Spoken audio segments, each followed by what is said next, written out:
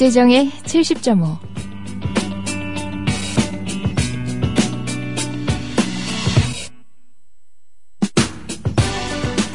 어떤 계절을 좋아하세요? 저는 겨울이라고 답하거든요. 이렇게 추운 날이 되면 없는 사람이 너무 서럽지 않나요? 그래서 전 제가 겨울을 좋아하는 게 너무 사치스러운 일이라는 생각이 듭니다. 그래서 더 많은 사람들을 껴안아야겠다는 생각을 해요. 함께 껴안는 방송, 오늘 이재정 70.5 지금 시작합니다. 광고 방송 듣고 오겠습니다.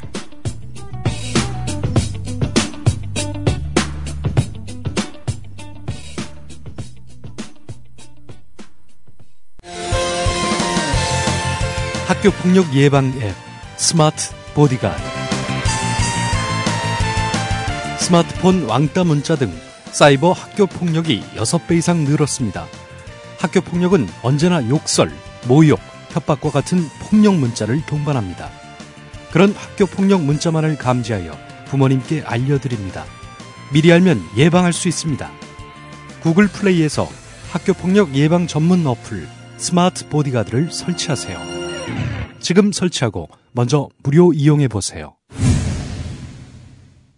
I love coffee, I love tea. 500원으로 즐기는 나만의 커피. 원두 쇼핑몰 헝그리 커피. 최정상급 로스터가 1년 이하 최고급 뉴크롭 생두를 로스팅해 즉시 배송해드립니다. 대량 구매 시 가격이 할인됩니다. 검색창에 헝그리 커피를 검색하세요. 헝그리커피.com. 헝그리 커피에서 원두를 구매하시는 분들께는 차량용 국민TV 스티커 2매를 함께 보내드립니다. 네, 안녕하세요. 유난히 추운 오늘이네요. 여러분 많이 기다리셨죠? 이런 변이 있나 한 2주간 못 보고 여러분 새해 처음으로 인사드립니다. 두 변호사님 먼저 어서 오세요. 안녕하십니까? 예, 안녕하십니까? 새해인데 좀 활기차게. 안녕하세요. 연세가 안 따라줘서 활기찰 수가 없네요. 제 목소리로 새해 활기찬 기운은 대신 느끼시고요. 디스방송 70.5. 그래도 여러분들, 박주민 변호사님은 그래도 건너뛰지 않고 뵀어요. 네. 지난주에 전화 연결했었거든요. 네. 서운하시죠, 이광철 변호사님? 갑자기 전화 와서 저도 당황했습니다. 예. 시간 때울 필요가 있었나 봅니다. 아니요. 워낙 뜬금없는 댓글들이라 그러나? 박주민 변호사님을 기다리는 댓글이 있길래 그럼 좋다. 아이고. 뭐 전화 연결 정도 우리가 홍유리 씨. 아이고. 실명 거론하고 막 이러면 명예훼손 되는 거 아닌지 모르겠네. 네. 박주민 변호사를 좋아한다. 이거 명예훼손 사실인가요? 아닙니다. 어쨌든 뭐 새해하고 벌써 한 열흘이 지난 시간이긴 하지만 저희 청취자 여러분께는 처음 뵙는 네. 시간이잖아요. 두 분 예. 두 손 모으고 새해 인사 네. 덕담도 한번 주시면 어떨까요? 예, 이광철입니다. 작년에 70.5를 통해서 우리 청취자분들하고 만나서 소중한 시간 가졌다고 생각이 들고요. 저도 이렇게 이슈들을 항상 이제 법률적인 관점으로 정리하는 걸 직업으로 삼고 있지만 또 이렇게 이재정 변호사님과 박주민 변호사님과 이런 이슈들을 좀 정리해보는 게 저로서도 굉장히 많은 자극이 됐고, 영감도 많이 받았습니다.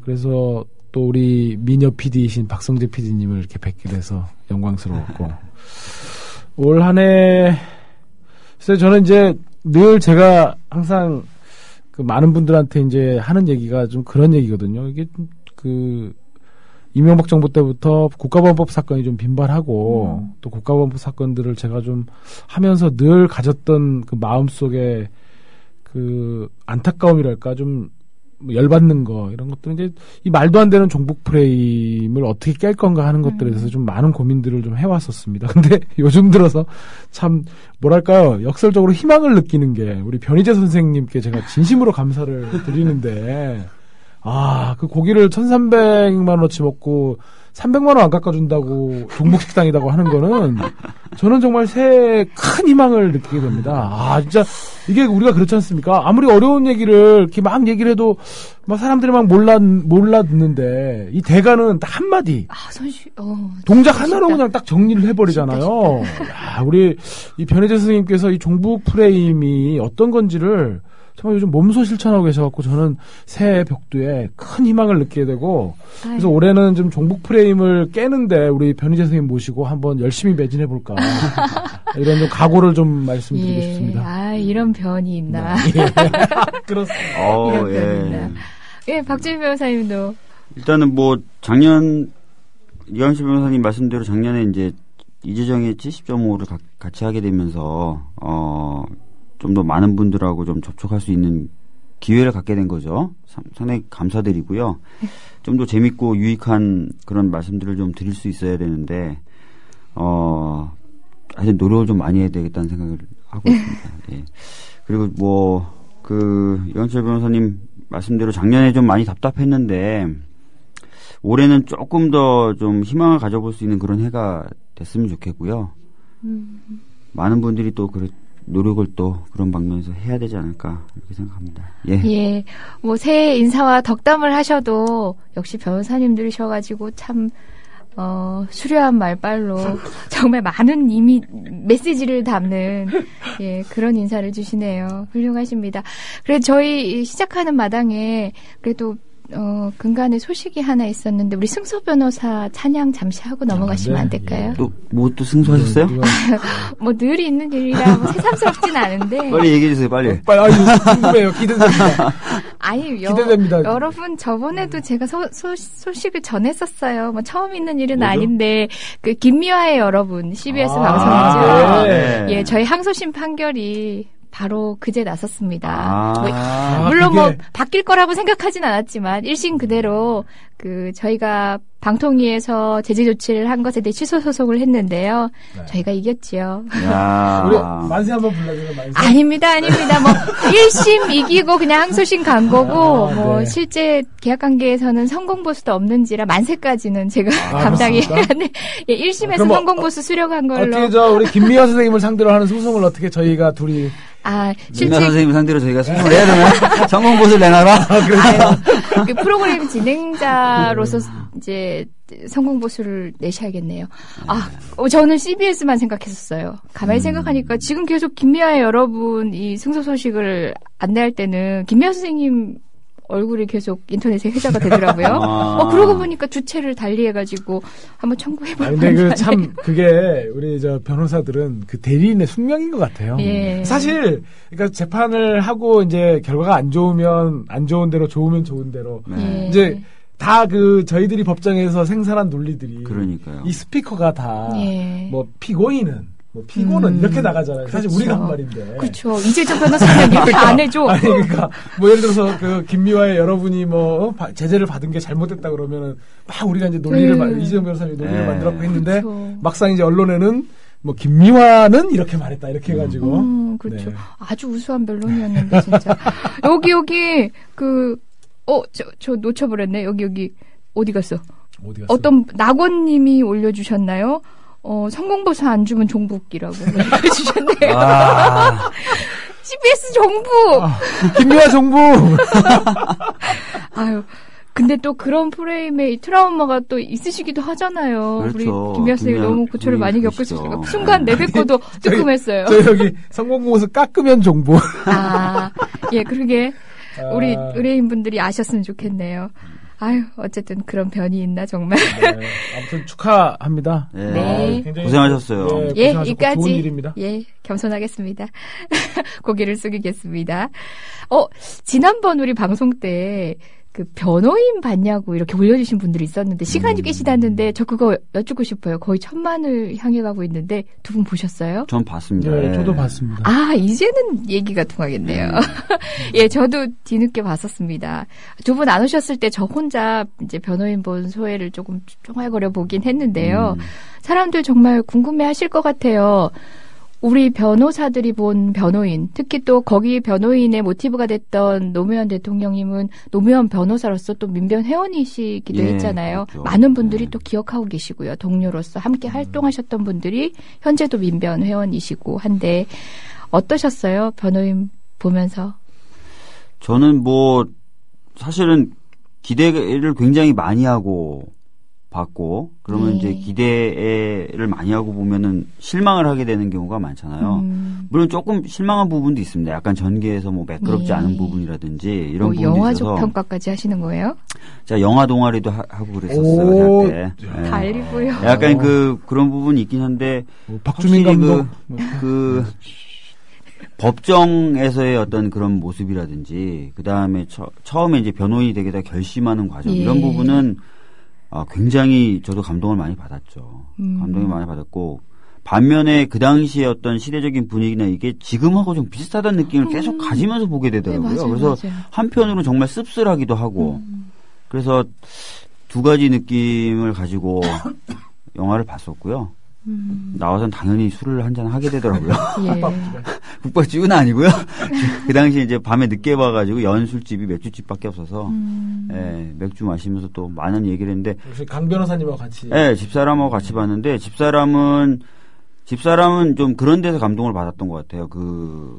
되게 법정 분위기가 무겁고 검사와 판사가 마치 한 팀인 것처럼 하면서 많이 압박을 가하잖아요. 네. 근데도 이제 굴하지 않고 자신의 주장, 그러니까 피고인을 위해서 자신의 주장을 하는 모습을 보고 그 용기나 이런 부분에서 자기도 좀 본받았으면 좋겠다 이런 얘기를 하더라고요. 그래서 아유, 그런 말씀하시는 강영구 변호사님, 저희 예전에도 말씀드렸겠지만 정교조에서 상근하시는 변호사님인데 강영구 변호사님의 용기를 누가 따라가나요? 네.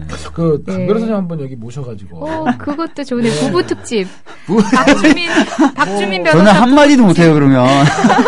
특집도 좋은데 어쨌든 그 정교조 가처분이라든지 본안 소송 어떻게 되고 있는지 그것도 한번 우리 청취자분들한테 말씀해 주시면 나중에 한번 전화 연결 한번 하세요. 모셔서 직접 모셔가지고 박주민 변호사의 여성 팬이 몇 명이 떨어져 나가는지를 저희가 실시간으로 확인해가면서 방송을 해봐도 좋겠네요. 이런 부부가 있나 뭐. 아니 저는 강영구 변호사 얘기가 나와서 그렇지만 저는 변호인 보면서 바로 여기 앉아 계신 박주민 변호사, 이광철 변호사님 그리고 강영국 변호사 이렇게 저희 동료 선배님들의 얼굴하고 겹쳐 보였어요. 그렇죠. 물론 그런 부분도 있어요. 특히 원로분들 생각이 좀 많이 나더라고요. 그 당시 같이 활동하셨던 분들한테 그 당시 진짜 어쨌냐라고 여쭤보고도 싶고 새삼 그런 기분이었습니다. 예. 저도 이제 영화를 처하고 봤습니다. 이제 그날 이제 영화를 보고 나왔는데 처가 그런 얘기를 하더라고요. 이해를 한다? 그러니까 남편이 어디 나가서 뭐 맨날 국가보안법 변론하고 그런다는데 남편이 대강 저러고 살겠구나 이런 생각이 들어서 굉장히 좀 제 처가 이제 그런 얘기를 하더라고요. 하여튼 아빠한테 애들한테도 좀 자랑스럽게 아빠를 얘기할 수 있겠다든지 그래서 참 개인적으로 기분은 좋았고 영화를 보고 나서 우선은 참 인간 노무현이라는 사람에 대한 좀 그런 매력 또 어떤 좀 돌아가신 뒤로도 그런 생각을 간간히 하긴 했는데 좀 어떤 이런 대통령 시절에 대한 공과를 떠나서 좀 그리웠고요. 그리고 무엇보다 권 여사나 정현 씨나 건호 씨나 노 대통령의 살아계신 가족분들에 대한 마음이 굉장히 좀 애틋하고 그분들 생각에 사실은 조금 눈물이 났어요. 얼마 전에 곽상원 변호사 트위터에도 올라왔던 얘기를 노정현 씨가 많이 울었다 얘기를 들었을 때도 참 저도 딸을 키우는데 정말 참 딸들을 생각하면 저는 그러거든요. 그날 영화 보고 나와서 그랬지만 집에 전화가 오잖아요. 니네 아들이. 근데 저는 제 처한테 그랬습니다. 난 집에 전화 오면 모든 국가보안법 변론을 당장 중지하고. 표정이 싸하지. 아무튼 그래서 그런 애틋함이 좀 들었고 두 번째는 당연히 법정이나 유치장이나 이런 데서 벌어지는 그런 말도 안 되는 그런 것들의 분노감이 좀 들었고요. 또 하나는 이제 그 극중에서 송우석 변호사가 그 차동영한테 했다는 국가는 국민이다 라고 했던 말에서 과연 그 국민이 주인되는 그런 국가를 만들어 나가는 것은 결국은 노 대통령이 그렇게 몸소 실천했던 상식만으로는 안 되는 거구나. 그러한 진짜 국민이 국가의 주인이 되는 그런 국가를 어떻게 만들어 나가야 되는 건가 하는 그런 생각들을 영화를 보는 내내 노 대통령이 현실의 벽에서 부딪혔던 그런 열정을 가지고 대통령이 되었을 텐데 결국은 본인 스스로도 실패했다고 그렇게 성찰했던 그런 국가를 어떻게 만들어 나갈 건가 하는 데 대해서 정말 그 안에서 보면은 그 공안의 논리가 일관되잖아요. 그렇죠. 국가는 국민이 국가가 아니다. 니네가 그렇게 발 뻗고 잘 때 우리가 이렇게 사람들 잡아다가 고문하고 이런 차동영의 입을 통해서 나오는 그런 국가관이 사실 우리 한국 사회를 지배하고 있는 그런 국가관인데 그런 사람들을 입을 싹 다 가로막고 정말 그런 사람들이 말하는 것들을 다 우리가 물리치고 상식적인 그런 국민이 주인되는 국가를 어떻게 하면 만들어 나갈 건가 이런 부분들에 있어서 조금 마음이 좀 무거웠고 그랬었습니다. 저는 그 영화를 보고 나서 이제 이광철 변호사님 부인께서는 이해하시겠다라고 얘기하셨잖아요. 저도 약간 그런 느낌이 있어서 이제 부모님들하고 같이 한번 다시 볼까? 예. 이런 얘기를 이제 집사람한테 했더니 집사람은 절대 안 된다. 부모님 걱정하신다. 걱정하신다. 네, 그래서 지금도 이제 사실은 저희 어머님은 가끔 저한테 하는 말씀이 살살해라 이렇게 살살해라. 어디 가서 얘기할 때도 살살해라. 또 저희 아버님은 또 박정희 대통령 시절을 겪으셨잖아요. 그러니까 박근혜 대통령 무서운 사람이다. 살살해라 이런 얘기를 하시거든요. 그러니까 저는 사실 생각 없이 이거 부모님하고 한번 다시 봐야지라고 저 집사람한테 얘기했는데 집사람 절대 안 된다. 이거 보면 걱정하신다 이렇게 얘기하시더라고요. 그러니까 그런 느낌도 또 약간 또 집사람하고 저는 좀 달랐던 것 같아요. 네. 저는 소회 얘기하면서 지난 방송 때 그 노무현 대통령이 구속영장이 청구돼서 결국 구속이 됐었잖아요. 그렇죠. 그 당시 상황과 작년에 우리가 또 구속영장이 청구됐던 그때 이후로 최초였죠. 권영국 변호사님 사례를 얘기를 하면서 그 당시에 이제 법정에 많은 변호사님들이 또 구속영장이 발부되지 않게 하기 위해서 법정에 출동하셨던 그 장면하고도 또 겹쳐졌다고 그 얘기도 했었습니다. 저도 이제 영화를 보고 나서 하나 더 이렇게 좀 소회가 들었던 게 그 김상필 변호사였습니다. 극 중에서 그게 이제 사실 돌아가셨지만 김광일 변호사를 모티브로 한 역이지 않습니까? 김광일 변호사, 저도 영화 보고 나서 그 김광일 변호사에 대한 잔상들이 너무 많이 남아가지고 이것저것 또 찾아보고 했더니 그분이야말로 정말 훌륭한 변호인이었습니다. 판사로 임관했다가 그 유신 시절 시위했던 학생 구속영장을 기각해가지고 옷을 벗고 대구지방법원 판사를 끝으로 옷을 벗고 부산에 내려오셔가지고 75년도에 변호사 개업해서 부산 경남 지역의 시국 사건은 다 도맡아서 하다시피 하고 서울 지역에서 여러 가지 대형 시국 사건들은 영남 지역 변호사를 대표해가지고 와서 변론하시고 또 그때도 그 불임 사건도 이제 본인이 변론을 하시려다가 결국은 그 당국의 그런 협박과 그런 것들 때문에 이제 노무현 변호사를 그 사건에 그 뭐 이렇게 같이 변호인으로 이제 하게 했던 그런 역할이시며 그분 뭐 80년 내내 그 부산 지역에서 그 모든 정말 운동하셨던 분들의 후견인과 법률적인 조력인을 자처하시면서 87년 6월 항쟁 때도 선두에서 하셨고요. 부산 지역에서. 무엇보다도 저는 이분이 3당 합당을 따라가지 않았다는 점도 이번에 찾아보고서야 비로소 자세히 알게 되었습니다. 근데 결국은 94년도경인가 결국 이제 YS 시절에 이제 비서실장으로 들어가면서 결국은 이제 어떻게 보면 체제 영합적인 길을 걷게 됐던 건데 마지막에 이분 삶은 참 어떻게 보면 좀 안타까운 측면이 2000년에 민국당으로 나와가지고 영도다리 우리 뭐 떨어지면 영도다리에 빠져 죽자라고 하는 식으로 지역감정 자극하고 2002년도에 한나라당 입당해가지고 노무현이 대통령 되는 것은 막아야 한다고 하고 2003년에 탄핵 때는 막 그 노무현에 대한 맹비난을 쏟아붓고 했던 것이었거든요. 그러니까 저는 결국 우리 정치사에서 우리 민주주의 역사에서 삼당합당이 가져온 그 후과라고 하는 것이 참 되게 엄중하지 않습니까? 지역적으로 호남을 고립시켰고 지금 현재 정치 질서가 이렇게 왜곡되고 잘못된 것들 더군다나 부산 경남 지역 자체가 전체적으로 새누리당의 그런 보수적인 논리들에 아성이 되어 있는 것도 사실은 삼당합당에 터잡고 있는 것들인데 결국 그러한 삼당합당의 그런 김영삼을 결국은 뒷받침한 것으로 자기의 생을 마무리하셨던 김광일 변호사의 삶에 대해서 제가 함부로 말씀을 드리는 것이 조심스럽기는 하지만 저는 그런 것 같아요.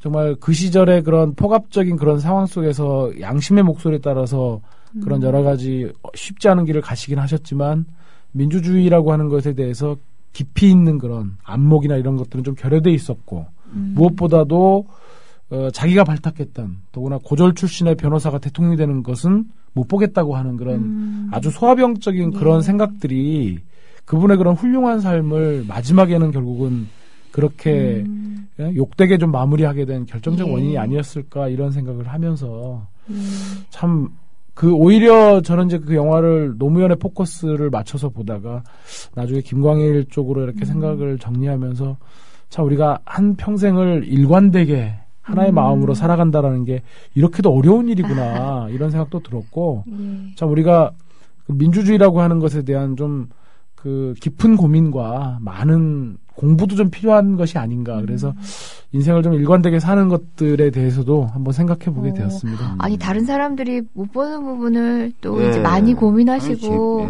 짚어주시네요. 역시 유봉철 변호사님은. 네. 아, 네. 이런 되게 거만스러운 표정이었어요. 이 순순한 인정은 뭐죠? 겸손은 어디 간 거죠? 아니, 이 방송은 겸손하면 안 될 것 같아요. 표정을 봤었어야 돼요. 제가 기가 차서 할 말을 잃었어요. 다음 진행 기억이 안 나요.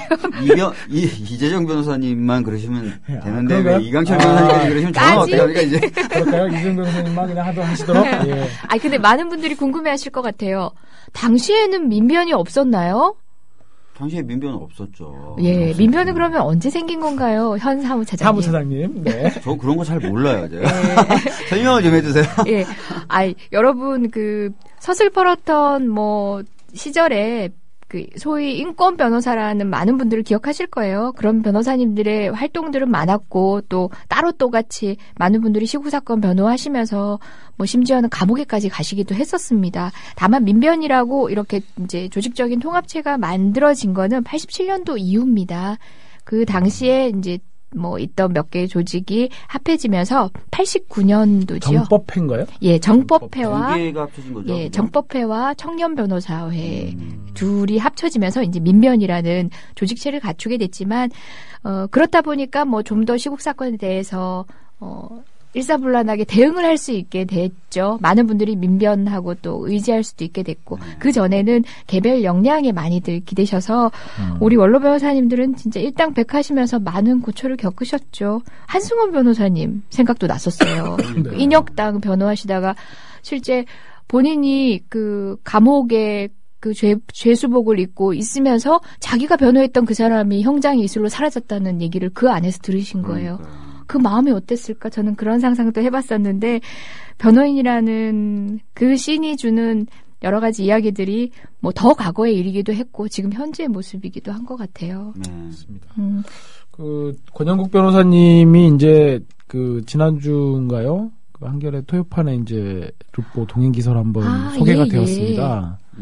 권영국 변호사님은 전부터 저희 이제 우리 민변 이재정 변호사님이나 박준 변호사님도 잘 아시고 저도 전부터 잘 알고 있는 그때 신문에 한겨레 신문에 나왔던 말씀 중에 제가 참 인상 깊었던 전에도 들어봤던 말이지만 인권 변호사라는 말은 역전압과 같이 그렇죠. 그 언어의 반복이다 이렇게 말씀하신 게 당연히 변호사법에도 나와 있듯이 변호사는 인권을 옹호하는 것이 가장 기본적인 존재의 이유인데 그것을 무슨 인권 변호사니 이렇게 나누는 것 자체가 말이 안 된다고 하신 말씀이 있습니다. 물론 우리 대한민국에 지금 2만 명이 넘는 변호사들이 있지만 그 변호사들이 다 영화 속 송우석 변호사처럼 생업을 팽개쳐가면서 할 수는 없는 겁니다.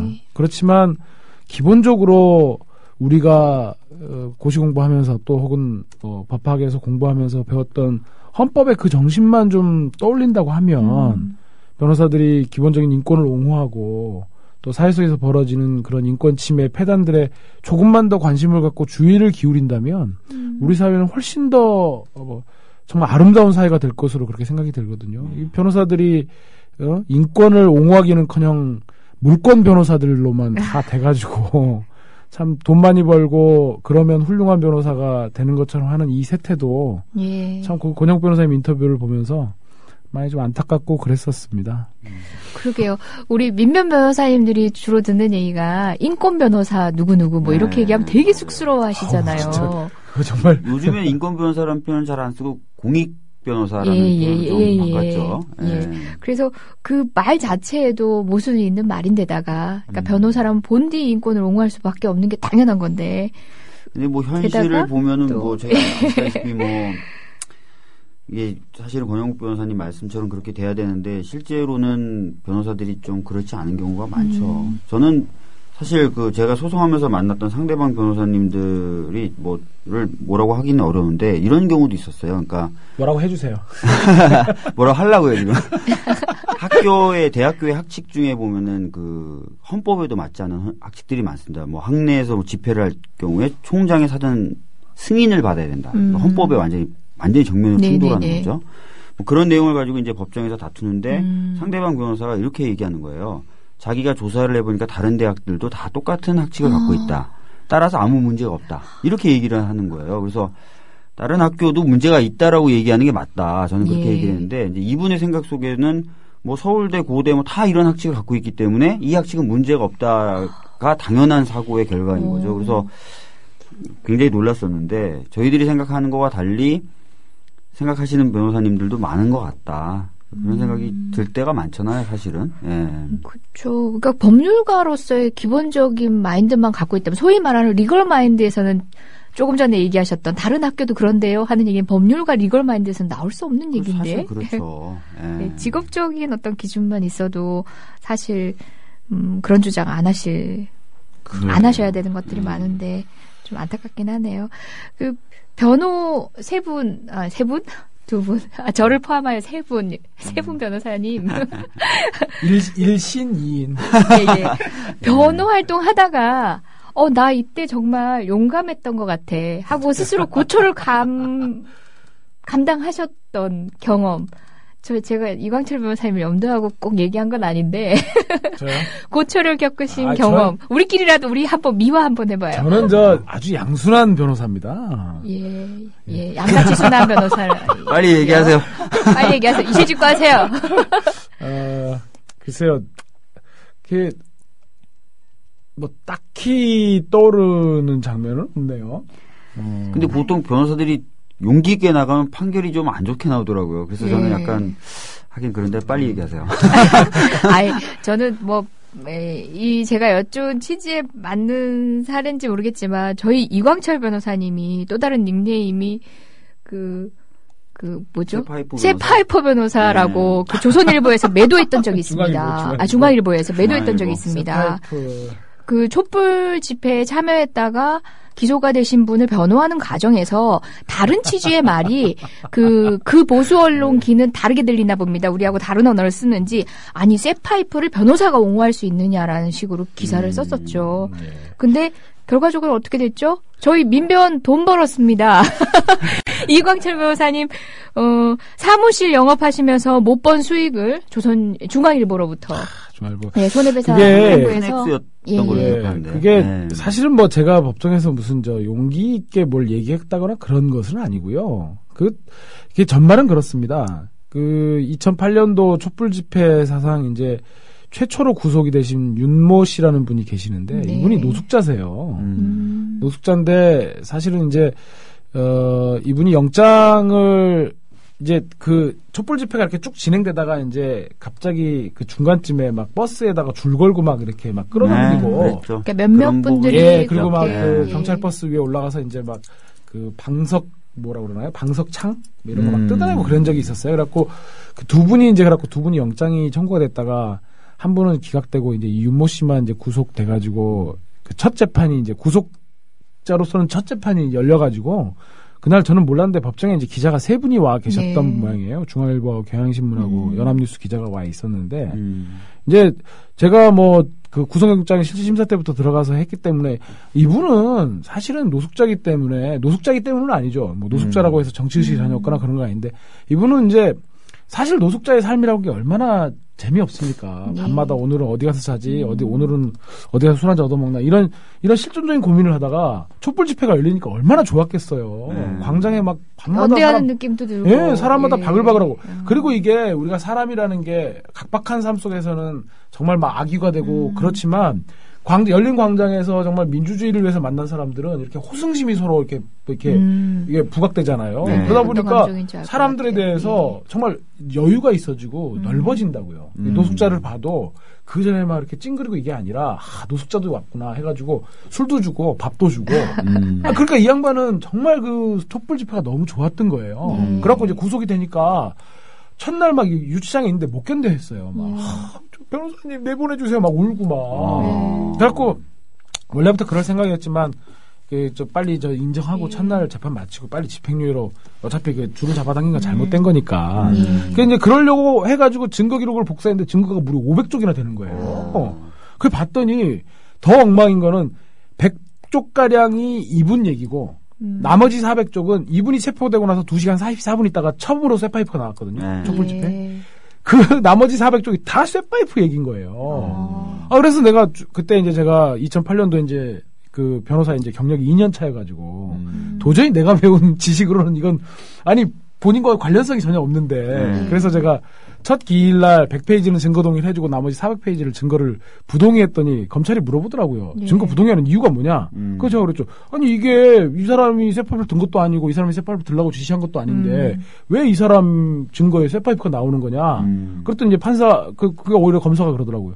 양형자료로 쓰려고 냈다는 거예요. 그래서 제가 형을 정함에 있어서 네. 참고 자료를 쓰기 위해서. 네, 감사합니다. 네, 이재용 변호사님의 친절한 주석이었습니다. 그래서 제가 그 말을 듣고 법정에서 제가 그랬죠. 정말 이분이 2008년도 촛불 집회 특징에 대해서는 제가 거의 그렇게 비슷하게 얘기했는데 보수 언론들도 인정하는 것이 특별한 주체자가 없고 그렇죠. 자발적인 시민들이 다 나와서 평화롭게 목소리를 전개하는 거 아니냐. 그런데 그 중에 이제 그렇기 때문에 전체적인 주체자가 없는 상황에서 일부의 사람들은 그렇게 오랫동안 촛불 집회를 평화적으로 목소리를 내도 바뀐 게 뭐가 있냐. 이제 폭력적인 방법을 써서라도 정부에 우리 목소리를 전달할 필요가 있다. 라고 생각하는 사람들은 그 과정에서 쇠파이프를 들 수도 있는 거다. 하지만 이 사람은 그런 폭력적인 집회를 해야 한다고 생각하는 사람도 아니고 쇠파이프를 든 사람도 아닌데 왜 이 사람이 그 쇠파이프로 인해서 불이익하게 형을 정하며 참고가 돼야 되느냐. 그랬는데 부당하다. 그 얘기를 딱 듣고 쇠파이프를 들 수도 있다. 그것만 딱 원래 또 따낸 방청석에서 마침 이제 그 부분. 얘기를 듣고 있다가 변호사 입에서 쇠파이프를 들 수도 있다 이런 얘기가 나오니까 이 기자가 민변 이렇게 땄어요. 제목을 민변 무료 변론 변호사 정부 정책에 반대하다 보면 쇠파이프 들 수도 있어. 그래가지고 제가 그날 집회를 마치고 집회한다. 이게 집회가 운동권 변호사. 나 그날 변론을 마치고 집회를 갔는데 집에 전화가 온 거예요. 중앙일보 대검 출입 기자라는 사람한테. 그러면서 저한테 이광철 변호사님 맞으시죠? 그래서 저 중앙일보 대검에 출입하는 기자인데 혹시 윤모 씨하고는 수입 약정은 어떻게 하셨어요? 물어보더라고요. 그래서 제가 노숙자인데 저희가 어떻게 수임료를 받겠습니까? 그 민변에서 무료 변론하는 거고. 그래서 그럼 취재한 거는 무료 변론 변호사 그거 하나 그렇죠. 하셨네요. 아마도 이제 거기서 수임료를 받았다거나 그랬으면 저는 더 나쁜 악덕 변호사가 됐겠죠.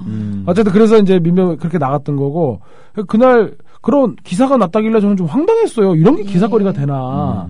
이제 그래가지고 이제 여러 이제 소송 끝에 그때 당시에 이제 녹음 테이프를 법정에서 이제 풀어가지고 어렵게 풀었죠. 풀어가지고 민변과 저에게 크나큰 아니 이렇게 간단하게 얘기를 하셨지만 저는 그 고초를 알아요. 실상 이제 변호사가 그렇게 무책임 말을 했을 수도 있지 않아? 그러니까 안 들어본 사람들은 실수한 거 아니야? 이광철 변호사님 실수하신 거 아니야? 이런 시선도 있었을 테고 혼자 이렇게 감당하기가 쉽지 않았을 거예요. 매도된다는 거는 중앙일보가 매도되니까 중앙일보가 매도를 하니까 우리가 이광철 변호사님을 도와줘야지 뭐 하는 이런 감정이 쉽게 생기는 상황들이 아니었어요. 그래서 꽤 긴 시간 고초를 겪으시고. 근데 실제로 제 이제 지인들이 그때 이렇게 전화를 했었어요. 그 기사를 보고. 그때 제 지인 몇 명이 저한테 뭐라고 그랬냐면, 야, 너는 이 엄중한 시각에 어디서 자살골이냐? 그런 말을 네가 어떻게, 그런 말을 하면 어떻게 될지 뻔히 아는 놈이 어떻게 그렇게 제가 질타를 받았었습니다. 한 두세 사람한테. 네. 그만큼 언론 보도가. 네, 맞습니다. 그렇게 매도되기 시작하면 우리가 잘 알고 있는 유광철 변호사님인데도 불구하고 그런 지지를 기꺼이 못하는 그런 거죠. 많았었어요. 쟤 언젠가 사고 칠 줄 알았다, 이제. 평상시 말 세게 하더니, 말 이러면서. 그러니까. 근데 이렇게 결과를 보기까지는 꽤 긴 시간 동안 정말 많이 힘드셨을 거예요. 특히 변호사라는 어떻게 보면 굉장히 전문적이고 냉철하고 객관적이야 그게 능력인 것처럼 요구되는 사회에서 그런 실수 하나가 얼마나 또 치명적으로 매도되는지 어떤 교초를 겪으셨을지 알 것 같아요. 물론 우리 선배님들이 옥고를 치르시고 했던 그런 고생이 비하겠냐마는 여기 질문이 좀 하나 올라와 있는데 이건 박주영 변호사님이 좀 답변을 해주는 게 좋겠네요. 네. 그러니까 2008년 촛불 약식 기소 약식명령 벌금 150만 원 받고 정치재판 청구해서 5번 정도 공판하다 말고 중단돼 있는 상황인데 어찌 되는 겁니까? 네.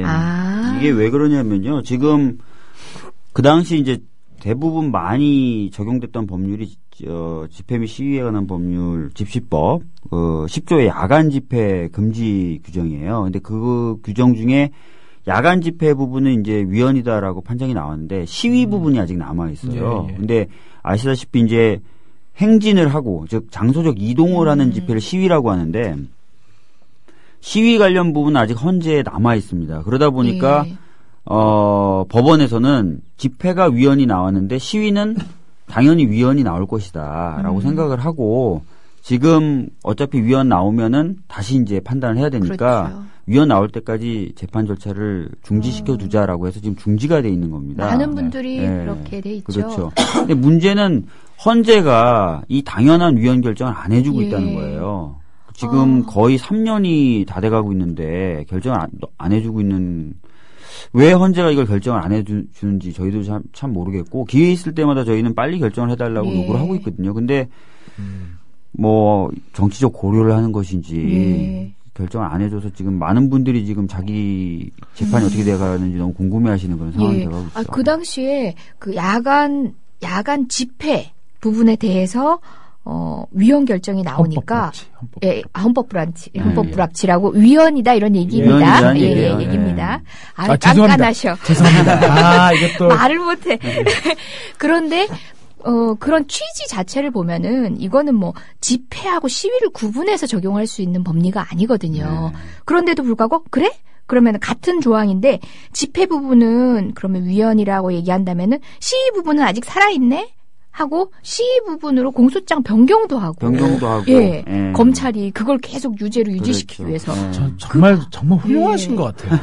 그분들 그렇게 정말 쪼잔하게 훌륭하세요. 진짜 깨알 같으세요. 진짜. 예, 깨알 같으세요. 그 무렵에 이게 위헌으로 나오고 시위는 살아 있으니까 경찰들도 뭐라 그랬냐면 좋아, 그럼 이제 야간에 집회해도 돼. 다만 한 발자국만 이동하면 이게 시위가 되기 때문에 한 발자국만 위치를 변경하면 바로 왜냐하면 야간 집회하고 야간 시위가 뭐가 차이가 있냐면 이 법조문에 보면 야간 집회는 예외적으로 허용할 수 있도록이라도 해놨어요. 근데 야간 시위는 현재 법조문의 구조상 절대적으로 금지가 되어 있습니다. 당연히 그래서 야간 시위는 더 위헌이죠. 기본권을 더 침해하는 거니까. 집회도 위헌이라고 나왔는데 그래서 경찰은 또 그런 논리까지 피고 있는 상황이었죠. 저는 아까 이제 우리 변호인 얘기서부터 여기까지 왔는데 거기서 보면 고문했던 경찰 그리고 그거를 비호하고 법정에서 그걸 역설하던 검사, 그리고 그 판사. 사실 경찰이야 지금 이근환이야 감옥살이라도 했다 치지만 그런 검찰에서 그런 것들로 누구 하나 사실 책임을 진 사람도 없고. 그렇죠. 법원도 마찬가지 아닙니까?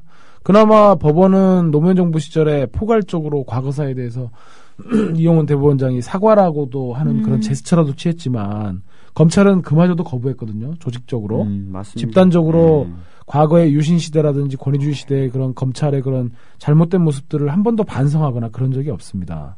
저는 지금 나오는 이런 것들이 이게 검찰이나 법원이 정말 국민들을 위해서 국민의 인권을 지키기 위해서 존재해야 되는 것, 그런 정말 그 스스로 자기네들이 천명하는 대로 그 최후의 보루의 역할을 하고 있다면 이렇게 야간 시위 부분 가지고 이렇게 오랫동안 결정을 내리지 않거나 또 그런 것들을 이유로 해서 깨알같이 찾아내가지고 공소장 변경을 한다거나 이런 것들은 진즉에 사실은 청산되어야 됐을 그런 그럼요. 문화 아니었겠습니까? 뭐 우리 이 자리에서 무수히도 얘기했던 뭐 NLL 사건 뭐 수사라든지 기소라든지 그런 여러 가지 뭐 공권력의 그런 행태들이 이렇게 정말 청산되지 못하고 이렇게 나오는 것들이 우리가 제대로 된 그런 단절 작업들 또 그 사람들을 찾아내서 적절한 책임을 묻고 그것들을 역사의 기록으로 남기는 평가의 작업들을 우리가 하지 못했기 때문 아니겠습니까? 그러니까 사실은 국정원조차도 과거사에 대해서 되돌아보는 위원회를 만들었죠. 참여정부 때. 근데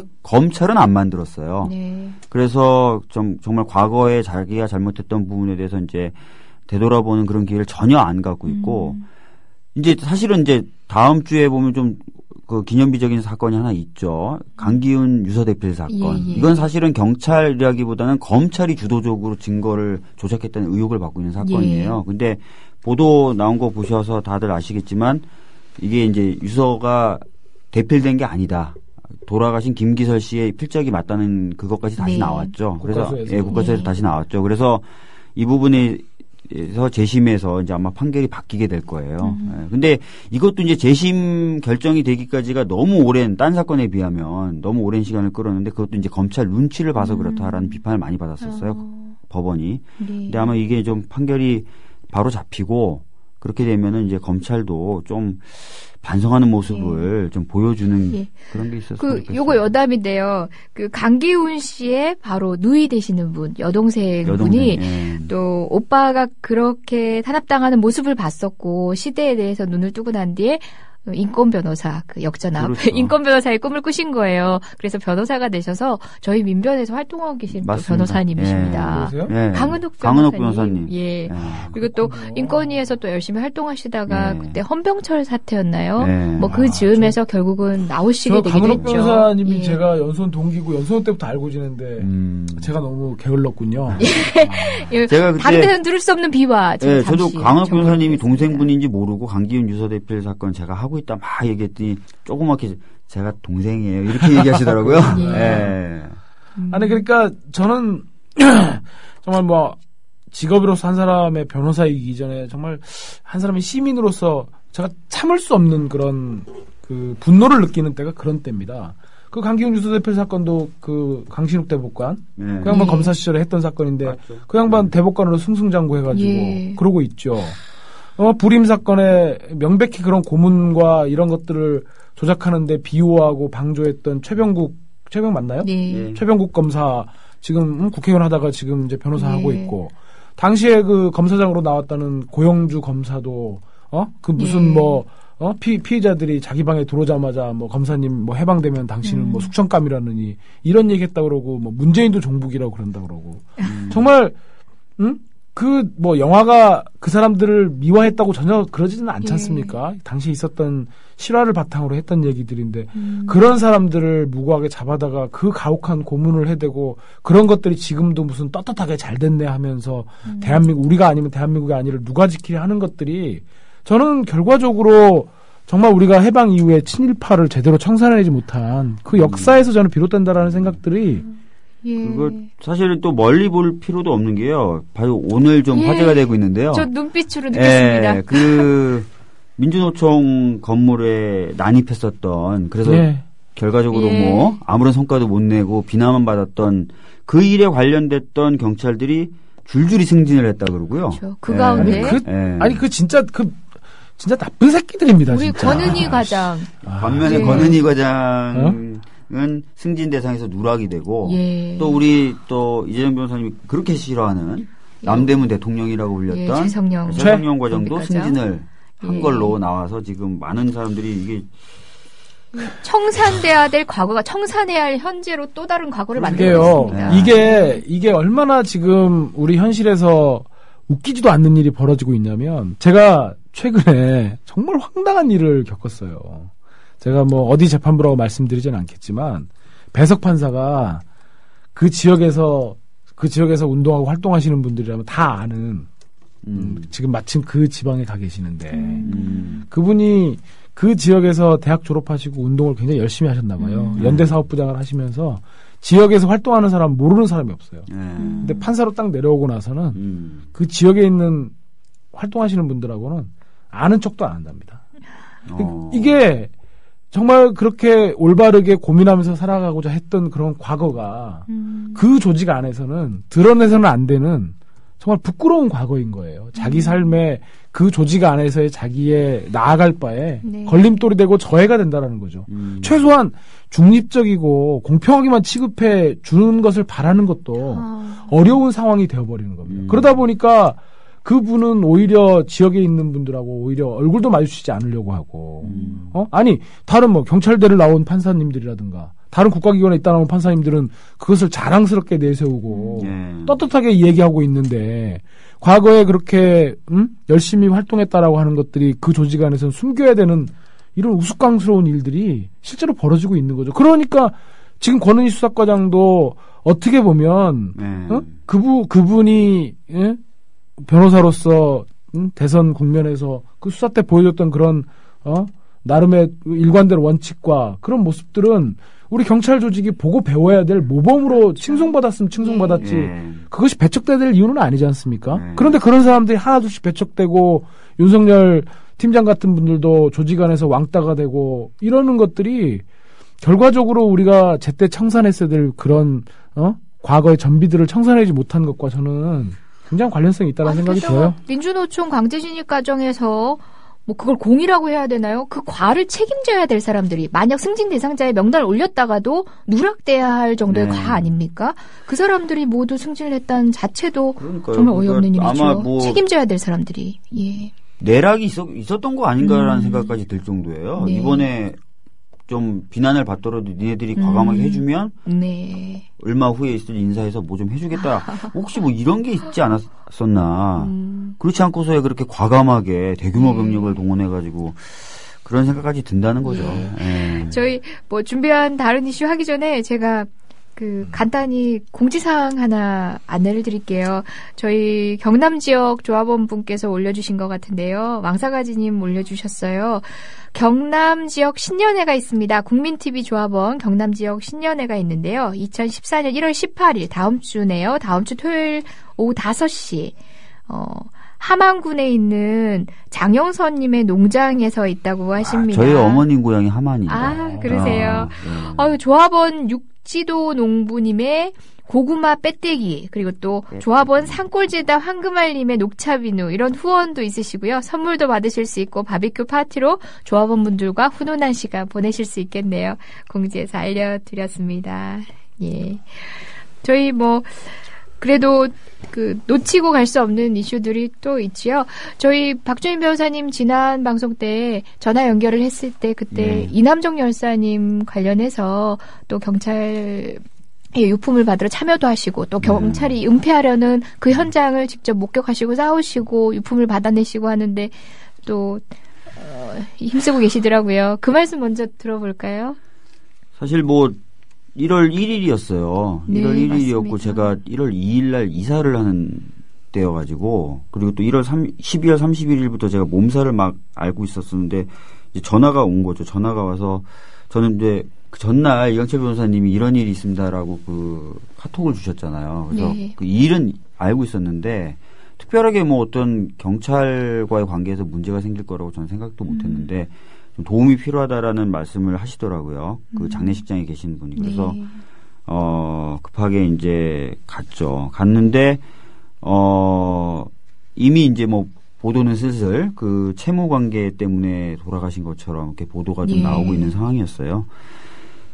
이제 아시다시피 이제 변사 사건이라고 하죠. 이제 자살하신 분들 사건을 이제 수사기관에서는 다 변사 사건이라고 하는데 변사 사건의 경우에는 유가족들의 의견을 청취하게 돼 있습니다. 그래서 이제 유가족 중에 형이죠. 돌아가신 분의 형이 이제 가셔서 이제 대표로 유가족 대표로 의견 진술할 때 좀 같이 가서 진술을 할 때 이제 어려움이 없도록 도와달라라는 요청을 받았습니다. 평상시에는 이제 변호사가 필요 없는데 이번 같은 경우에는 이미 오전부터 이제 그 경찰의 진술을 근거로 한 그 돌아가신 이유에 대한 좀 보도들이 약간 좀 이상하게 나가고 있는 상황이었기 때문에 변호사들이 좀 같이 갔으면 좋겠다 그래서 같이 갔어요. 갔는데 이제 재밌는 게 그분이 돌아가시면서 썼던 유서가 네.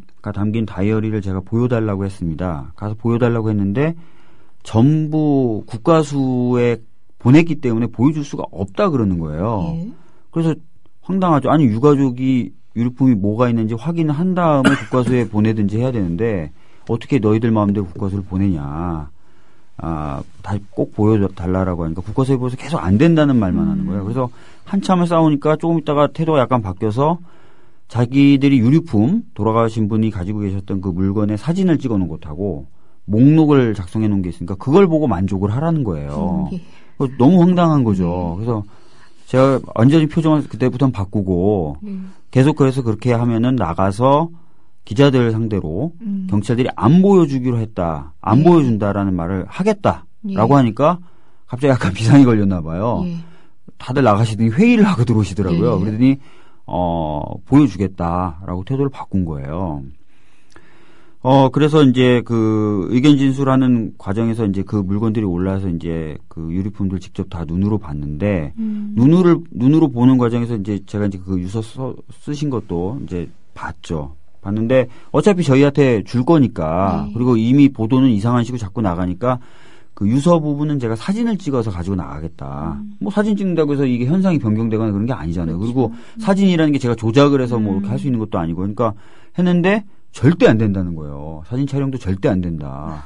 막 그렇게 얘기하는 거예요. 그래서 결국 사진도 못 찍어서 나왔어요. 근데 재밌는 게 이렇게 이제 공식적인 유가족의 의견 청취를 하고 있는 과정에 채 끝나지도 않았음에도 불구하고 보도자를 내버린 거죠. 네. 경찰서에서는. 보도자료의 취지는 그 유서의 내용을 반영한 것도 아니고 그날 오전 중에 있었던 동생분의 진술 하나만을 의지해서 채무 관계로 마치 괴로워하시다가 이제 스스로 목숨을 끊은 것 같은 내용의 보도자료를 배포를 한 거예요. 그리고 그 보도자료에 따라서 수많은 언론들이 이제 받아쓰기를 하는 거죠. 그리고 뭐 의도적이든 아니면 의도적이 아니든 그런 식으로 보도를 한 거고.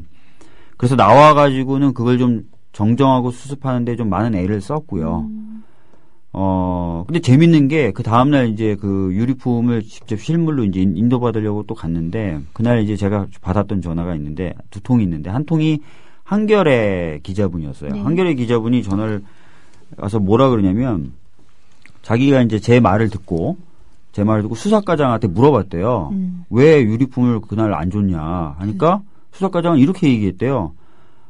아니 돌려주고 싶었고 돌려주려고 했으나 유가족들이 받기를 거부했다라고 얘기를 했다는 거예요. 그래서 제가 무슨 터무니없는 소리냐. 내가 그렇게 달라고 요청했는데 사진 촬영도 안 된다고 그랬다라고 얘기해요. 조금 있다가 약 3, 40분 후에 매경 기자가 저한테 다시 전화를 한 거예요. 그래서 매경 기자가 또 이런 거야. 박주민 변호사 얘기 듣고 수사과장한테 물어봤더니 수사과장은 유가족이 연락이 안 돼서 못 줬다고 얘기한다.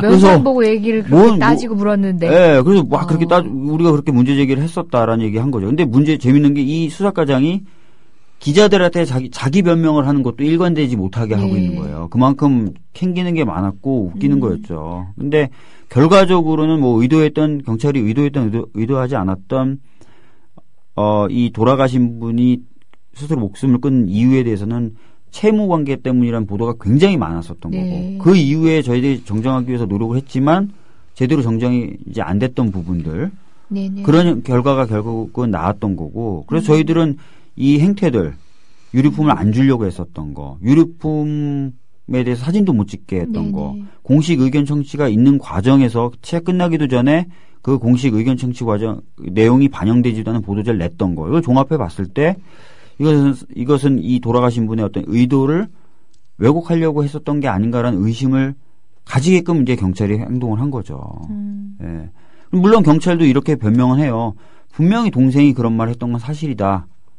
이렇게 얘기는 하죠. 근데 이게 이제 저는 뭐하고 오버랩이 되냐면 지난 대선 때 일부 사실만을 가지고 아주 약간만 수사한 걸 가지고 그냥 국정원이 대선에 개입했던 증거가 나오지 않았다라는 식으로 그냥 기자회견을 해버린 거잖아요. 그거하고 뭐가 다르냐 이거예요. 일부 진술만 가지고 종합적으로 여러 가지 어떤 공식적인 의견 청취나 유서 내용 같은 걸 반영해가지고 보도자료 내는 게 아니라 일부 진술만 가지고 그냥 보도자료 내버린 거 하고 너무나 많이 이렇게 오버랩이 되면서 일부의 사실로만 결론을 내려면 그건 수사가 아닌 거죠. 그렇죠. 조사를 할 필요도 없는 거죠, 그렇죠. 사실은. 그래서 많이 황당했었고 답답한 거죠. 왜 이런 식으로 경찰들이 자꾸 하냐. 국민들의 신뢰를 받고 이렇게 해서 나간 게 조직에도 상당히 더 오히려 이로울 텐데 그런 안타까움도 박주민 변호사님 1월 1일 연휴셨을 텐데 또 네. 저는 내심 또 죄송한 마음도 있어요. 아마 민변에 상당히 많은 변호사님들이 또 문자로 이렇게 요청을 받으신 분들도 있을 텐데 뭐 외지에 지방에 가 계시다거나 아니면 가족분들하고 여의치 않은 상황 때문에 못 도와드려서 마음이 또 무거웠던 분이 많으셨을 것 같아요. 그래서 저는 역시 또 우리 박재민 변호사님이 또 출동을 하셨구나. 우리 홍 반장님이 그 생각을 했었어요. 사실은 저도 처음에는 별로 도움이 필요하지 않을 당연하죠. 변호사 사건 처리에 무슨 변호사의 도움이 크게 필요합니까? 그냥 순리대로만 진행이 된다면. 저도 약간 갈등했던 건 사실이에요. 아까 말씀드렸던 대로 몸도 안 좋고 그다음에 다음날 이사가 있는데 이게 될까? 막 이러면서 생각했었는데 지금 생각해서는 참 중요한 역할을 하셨어요. 잘 판단을 했었다는 생각이 좀 들고 약간 도움도 드린 부분이 있다라는 생각이 듭니다. 그날 저도 이제 쭉 상황을 좀 지켜보면서 좀 박주민 변호사님 가셔가지고 문제가 좀 제대로 제 궤도로 좀 들어온 것 같아요. 아마도 그런 상황에서 유가족분들이 그냥 경찰 말만 듣고 판단을 해버렸다면 아마 그분은 그 신상을 비관해서 돌아가신 분인데 더 나쁜 거는 그런 사람이 열사의 흉내를 냈다 이런 식으로 아마 그렇게 되겠죠. 아마 옛날에 밀가루 던져가지고 정원식 사태가 일이 꼬였던 것처럼 아마 그렇게 될 수도 있었던 일이었다고 저는 생각이 듭니다. 근데 제가 지금 답답한 게 그 변모 우리 아까 얘기하셨던 분이 그분의 그 죽음이 이게 의도된 것이다, 기획된 것이다라고 하면서 현상금을 내걸고 이런 일들을 또 하고 계세요. 정말 답답한 거죠. 그분 머릿속에는 뭐가 들어있을까 이렇게 궁금하기도 한데 왜 돌아가신 분을 그런 식으로 난도질까지 이렇게 지금 해야 되는지도 저는 솔직히 이해가 안 되고요. 그 사람이 그 얘기까지 했나요? 네. 아니 그 사람 그 300만 원 깎으면서 자문했다는 변호사님이 있다면서요. 그 변호사님한테 물어보면 본인이 한 얘기가 현행법으로 제가되고 손해배상 책임까지 물을 수 있다는 거 알 텐데 늘 그 가운데 계시네요. 그러니까 제가 봤을 때 그 유서나 이런 걸 보면은 채무관계에 대한 얘기 전혀 없고요. 그다음에 이분의 어떤 고민 같은 거를 참 이렇게 느낄 수가 있어요. 그런 입장에서 이제 이런 식으로 뭐 이게 기획된 거다, 뭐 동영상을 가지고 오면 자기가 500만 원을 주겠다, 막 이렇게 하는 거 봤을 때 이게 참 안타까운 정도가 아니라 약간이 아니라 상 분노가 느껴지는 거죠. 이분에 대해서. 저희가 이 정도 시간을 내서 얘기한다는 것 자체도 치욕스러울 만큼, 그 돈 500만 원 어떻게 걸지 마시고 300만 원 갚으셨다고는 얘기하더라고요. 네, 이게 어제 저녁에 변희재 님이 카드로 300만 원 결제하고 갔다고 이렇게 오네요. 예. 500만 원 헛돈 쓰지 말고 남은 음식 때나 잘 갚아라 이렇게 얘기하려고 했더니 갚았다고 나오네요. 제가 아는 변호사님이 그 식당을 대리해가지고 소송을 좀 한번 해보려고 했는데 갚았다고 이렇게 얘기가 나와요. 저도 그런 생각이 들더라고요. 진짜 이 사건은 정말 변호인단을 모집해서라도 종북 식당을 대리하여. 그러니까 종북 식당을 대리해서. 근데 우리 변 선생께서 그 이남정 열사 돌아가시고 나서 그 이남정 열사의 죽음은 타살이다. 네. 배우의 문재인과 문성근 같은 친노 종북 잡발들이 있다. 그 사람 돌아가실 죽을 때 모습 보니까 그 혼자는 그런 거 못한다. 그래가지고 참 어떻게 해야 되나 이분은 이런 대가분들을 우리가 또 언제 참 훌륭하신 것 같아요. 저는 계속 좀 앞으로 이렇게 훌륭한 모습을 많이 보여줬으면 좋겠어요. 그런 면이 있나 진짜. 그렇지만 이런 면도 있습니다. 이런 면도 있습니다. 그럼 그분은 앞으로 그런 변이라고 부르고 그런 변, 우리 이런 변. 그렇게 구분을 합시다. 네. 그런 면이 있나 진짜. 네. 저희 또 하나 법률가가 한번 근데 그러기 전에 그쪽 변이 우리 또 이재정 변호사님도 한번 찝쩍거렸잖아요. 그런 적이 있었나요? 몇 번 있었어요. 뭐 이재정 변호사 저 트위터에 막 이렇게 이재정 사람들이 변호사 영광으로 하라고 그래가지고 아니 제가 영광으로 하려고 어떤 게 얘기가 됐었나요? 건수가 뭐였지? 뭐 민변 변호사 아마 주진우 기자 김어준 총수 관련된 일이었던 것 같기도 하고요. 그 뒤에는 뭐 민변 변호사 여의도나 뭐 찝쩍거리는데 여의도나 가서 하라는 등 뭐 그다음에 뭐 되게 뭐 그 명백한 모욕죄에 해당되는 거 있었거든요. 근데 우리 그렇잖아요. 그런 거 일일이 그들도 그렇게 표현하라.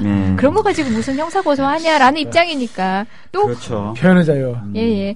나는 뭐 감당할 깜냥이 되니까. 저희 영감은 알겠어요. 그런 기획은 그런 얘기는 좀 되고 있어요. 무슨 얘기 되고냐면 그 이남정 여사 유가족 분들이 네. 그런 변을 좀 문제 삼고 싶어 하신다는 얘기는 좀 있습니다. 예.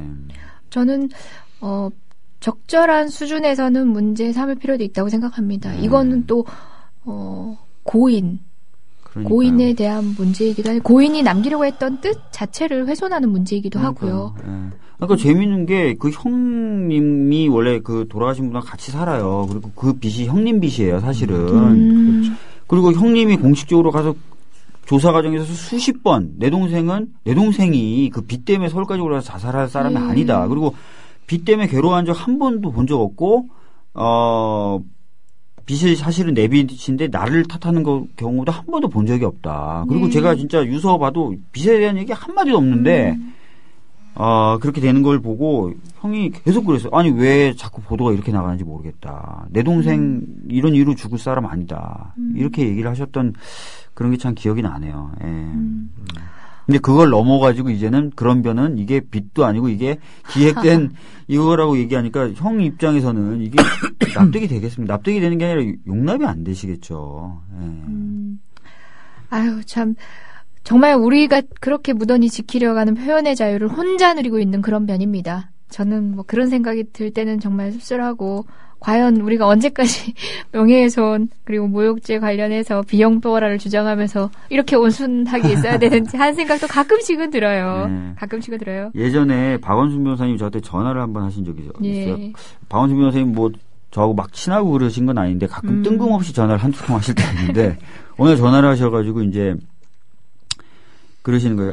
왜냐면 이게 그 아들 병역 비리 관련해서 엄청나게 물어뜯었잖아요. 그러니까 괴로우셨는지 이거 어떻게 할 방법 없나 이러시더라고요. 그래서 잠깐 이게 얘기 나누시는데 결론이 그거였어요. 박원순 변호사님도 에휴 그냥 얘기하게 내버려 둬야지 뭐 이렇게 얘기하면서 결국 이제 근데 아직도 박원순 변호사님 그 아들 그 병역에 대해서 얘기를 하시는 분들이 있긴 있어요. 근데 그 부인이시죠. 부인 되시는 분은 굉장히 힘겨워하셨다 그러더라고요. 왜 안 그러겠습니까? 아니 공재영 작가분도 그 아이들과 관련해가지고 그런 트윗에서 그렇죠.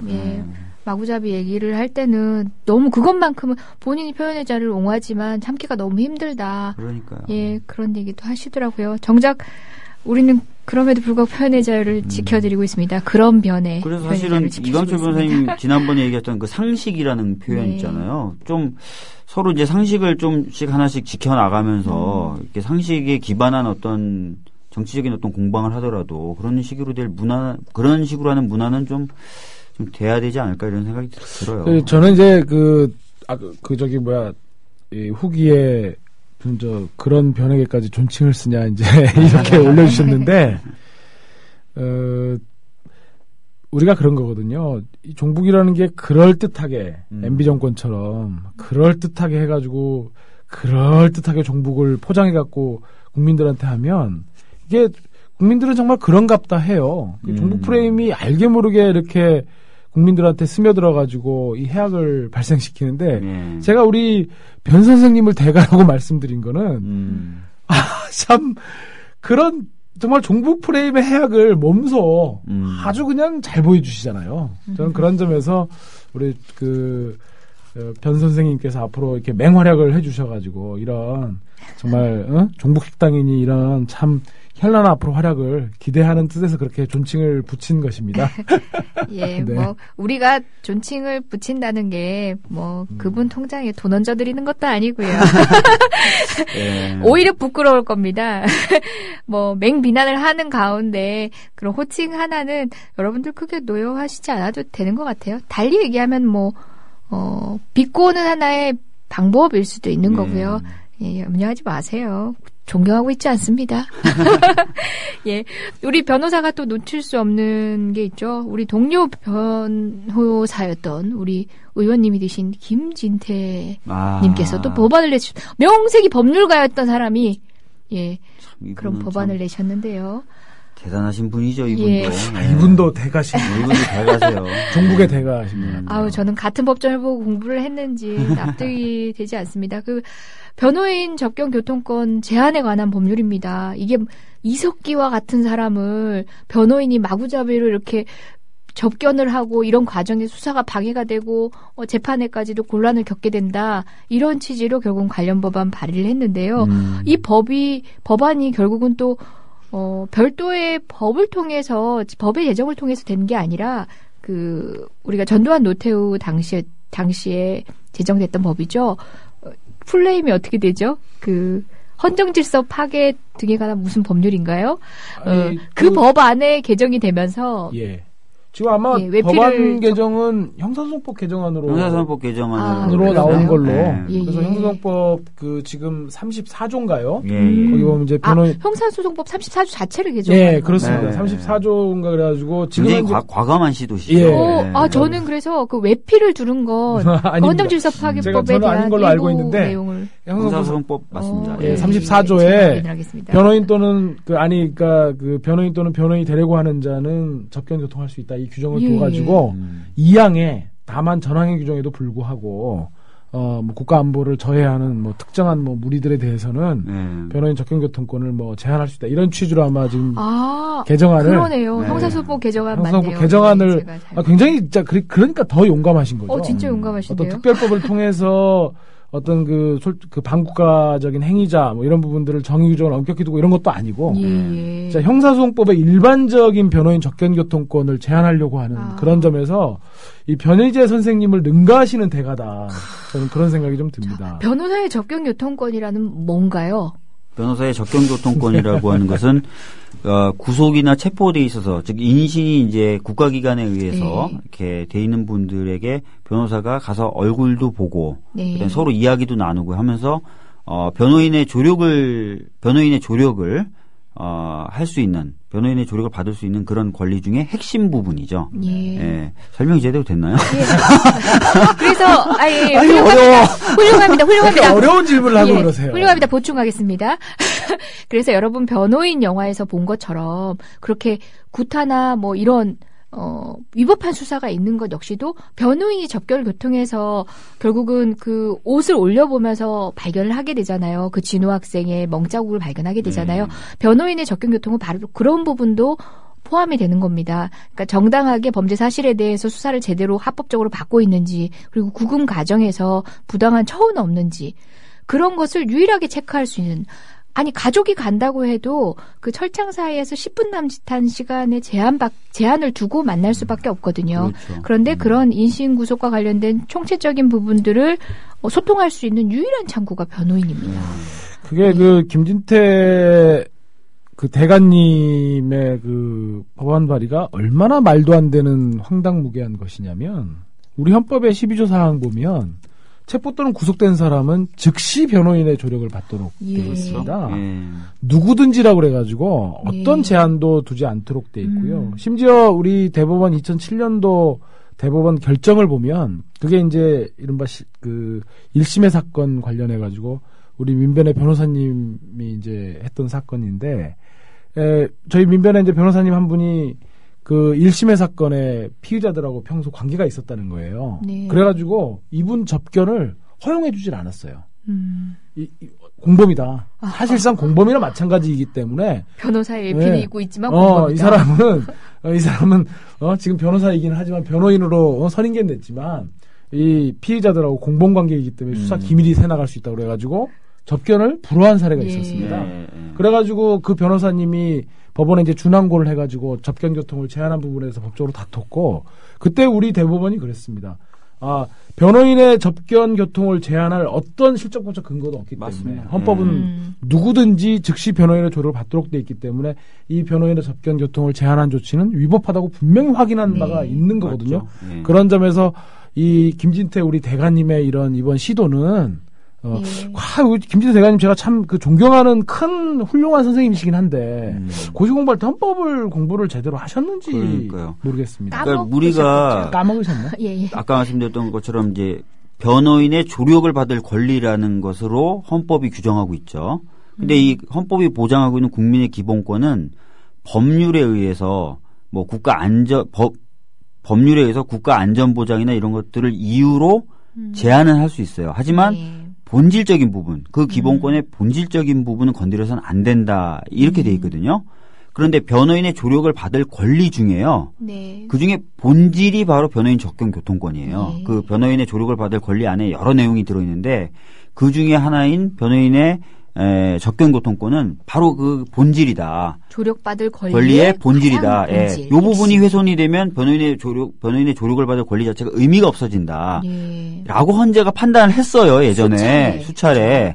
그러니까 이분은 그 헌재 판례를 모르는 거예요. 이분은 저희들이 그런 거죠. 이게 헌법도 모르고 헌재 판례도 모르고 그냥 내신 거고 제가 이제 또 지금 보니까요. 이분이 독일의 형사소송법이 그렇다라고 했는데 그 독일 형사소송법을 번역한 내용이 나와 있습니다. 법무부 형사법제과가 2012년 6월에 번역을 했는데요. 전혀 다른 규정이라는 거죠. 그러니까 이분이 든 해외 입법례도 틀린 거예요. 그러니까 헌법, 헌재 판례, 해외 입법례 전부 모르고 그렇게 하신 거예요. 그러니까 왜 그랬을까요? 하고 싶은 거죠, 그렇게. 제안하고 싶은 거예요, 지금 왜 그랬을까요? 이쁨 받고 싶은 거죠. 여왕님한테. 지난번에 파리 시위대들 뭐 조치해야 된다, 법무부 얘기하고 그때 이미 점수 한번 땄잖아요. 좋았던 거예요, 그때. 여왕님의 그 시선이 너무 따사롭고 그래가지고 이번에 한 번 더 존재감을 발현시키고 싶었던 거죠. 근데 이런 그 김진태 의원의 이런 발의 자체가 얼마나 위험한가 하면 변호인의 접견 교통권이라고 하는 게 굉장히 큰 문명국가의 형사소송법에서는 굉장히 큰 제도입니다. 어떤 점에서 그러냐면 당장 우리 변호인 보셨지만 거기서 변호인의 접견 교통권이 정말 뭐 부모님이나 가족들은 몰라도 변호인 접견 교통권 보장돼 있었다면 그렇게 고문 못하지 않습니까? 그렇죠. 변호인이 언제 찾아올지 모르는데 그 사람을 데려다가 욕조에 담그고 고춧가루 뿌리고 그런 거 상상 못하는 거거든요.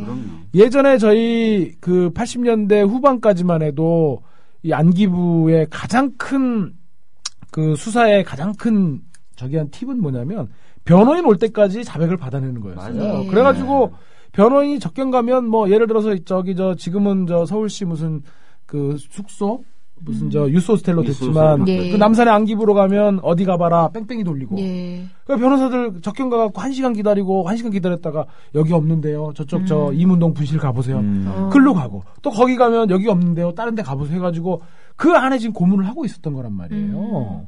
과연 그런 상황에서 변호인 접견 같은 것도 제대로 보장이 안 되는 상황이 된다면 다시 우리 형사소송 체계는 전면적인 고문에 다시 직면하게 되는. 그렇죠. 아까 변호사님이 얘기한 사례도 바로 그 국가보안법 관련된 사례였잖아요. 실제 지금 뭐 먼 과거의 일이 아닙니다. 지금 현재 벌어지고 있는 일에도 보장이 되고 있는 현재 법률상으로는 보장이 되고 있는 김진태의 법률안이 통과되지도 않은 이 시국에서도 변호인의 접견 교통권이 이렇게 침해가 되고 있습니다. 여러 방면에. 교통권은 아니고요. 접견 교통권. 죄송합니다. 네. 죽는다. 예, 말씀 계속 하실게요. 그리고 저희 국정원 하교남매 간첩사건, 조작사건 같은 경우만 하더라도 합동신문센터에 갇혀있던 그 여동생, 변호인들이 수차례 만나려고 했는데 만날 수가 없었어요. 그때 무슨 얘기했습니까? 이 사람은 피의자가 아니다. 범죄의 피의자가 아니라 참고인이니까 변호인이 올 필요 없다. 하고 권리를 더 많이 훼손한 거 아닙니까? 그렇죠. 결과적으로 피의자에게 최소한 필요한 게 만약에 그 친구가 그 여동생이 피의자였고 변호인 접견교통을 할 수 있었다면은 사건의 진상을 좀 더 빨리 알 수 있었겠죠. 애초에 이 사건이 만들어지지가 않았겠죠. 예. 여러분 목도하고 있다시피 현재 진행형입니다. 특히 국가보안법이라는 이 종북 프레임으로 바라볼 수 있는 사건들에서는. 그래서 지금 변협이라는 데가 상당히 보수적인 데예요. 변호사들 사이에서도 평가할 때도. 변협이 오늘 드디어 이제 성명을 냈네요. 이런 법안은 좀 철회돼야 된다라고 변협이 얼마나 답답했겠습니까? 이 보수적인 단체가 그렇죠. 움직여가지고. 지금 이제 서울시 공무원 그 확인원매 간첩 사건은 지금 그 꼬리가 밟혀가지고 이제 사건의 전모가 지금 뭐 수사기관이 또 서류 조작하고 그런 것까지도 이제 밝혀져서 저희 민변이 고발을 했고 이제에 따라 또 이제 수사를 또 상황을 지켜봐야 되는데 사실 그런 탈북자들을 고문하고 해가지고 사건을 조작한 사례는 그것 말고도 굉장히 많습니다. 많다고 지금 뭐 있죠. 예. 그 원정아 씨도 사실 그런 의심이 좀 들고요. 네. 원정아라고 이제 뭐 다 검색해 보시면 나옵니다. 그 다음에 또 서울시 메트로에 뭐 기밀을 빼냈다는 김미화 씨도 있고 네. 또 이경애 씨라는 분도 있어요. 사실 오늘 지금 제가 이 방송 마치면 그 이경애 변호인단 회의를 위해서 또 서초동으로 가야 되는데 그 이경애 씨는 또 정말 말이 안 되는 게 이분이 그냥 딱 봐도 평범한 생활인인데 무슨 김일성 대학을 졸업하고 김책공대를 졸업해서 보위부에서 무슨 핵심 요원으로 난파가 됐다고 그러는데 정말 이분이 저희 변호인들 민가협 통해서 제가 사건 의뢰받고